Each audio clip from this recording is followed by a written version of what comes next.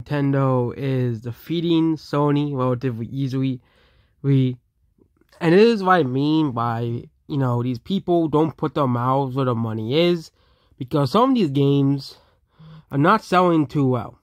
Okay, as you all know, Final Fantasy VII Rebirth, no one bought it in Japan. I know they'll say, but it sold well digitally, but Pikmin 4 sold 1.1 million copies in Japan.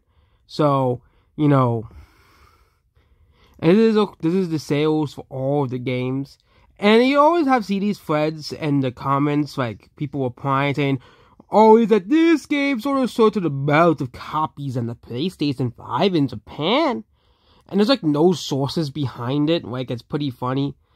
But it seems that Princess Peach Showtime, despite the amount of unnecessary hate the game has gotten, has been selling pretty well on the Switch.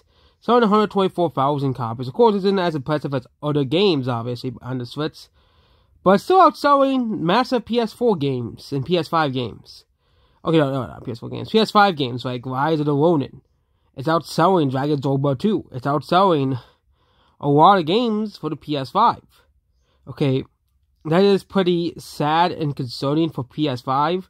Again, this is supposed to be the greatest console ever made according to every YouTube channel online. But no, the PS5 continues to not sell in Japan at the very least.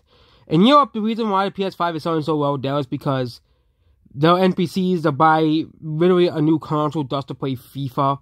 Yeah, play the same exact game every year. And then they complain about us playing Call of Duty, but they'll buy FIFA every year, which is pretty funny. But it seems that at least in Japan, people do not care about the PS5. And the funny thing is, Final Fantasy VII Rebirth, they always talk about how we want pretty women in video games. Yet, this is the amount of copies it sold in Japan. 314,000. Compared to the original Final Fantasy VII, which sold around 1.2 to 3 million copies. That's awful sales. And that's it about this video here. Goodbye.